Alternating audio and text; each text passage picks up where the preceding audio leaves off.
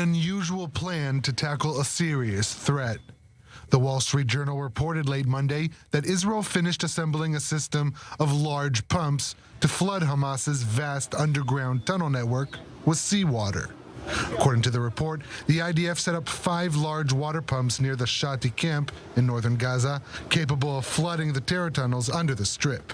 When we talk about the tunnel system, we have to understand that there are 2 aspects to it. There's the vertical aspect, which is the shafts, of which there are hundreds and hundreds. 800 have already been found, 500 have been destroyed. And they present a tactical threat to any Israeli forces operating in Gaza. But there's the other aspect of it, and that's the 500 kilometers of underground tunnels. I call that the horizontal part of it, which not only are networked under the cities, but connect the cities to each other.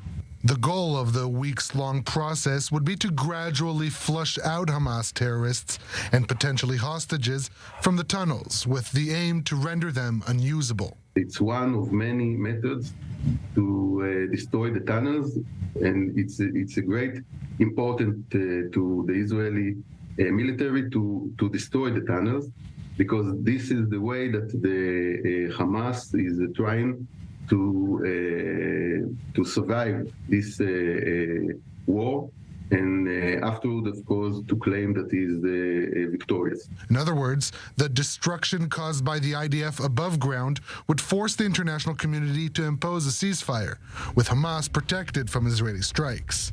Israel reportedly informed the U.S. of the option early last month, prompting a discussion in Washington regarding its costs and benefits. There are 2 downsides that one is for sure, and the other one is we don't know. The one for sure is damaging the aquifer under Gaza. In other words, there's an environmental question here that has to come into play. But even leaving that aside, the substrate of Gaza is sand, as you can see in what you're showing on the screen right now. Sand absorbs water, and it's not clear at all whether these tunnels will actually flood, even with massive amounts of water being pumped into them. They may get a foot or 2 of water, on the ground, but will they actually flood to the point where they can't be used is an open question.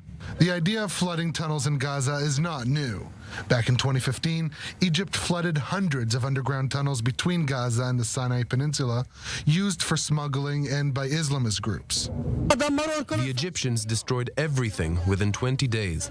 The flooding of the tunnels caused them more damage than 50 days of Israeli airstrikes. All the tunnels have collapsed. While some of the hundreds of tunnels did survive the flooding, the benefit of such a strategy seemed clear. Now the question is whether the leaked information is intended to only frighten Hamas, or is indeed Israel's next move in its campaign to uproot Hamas from beneath the ground.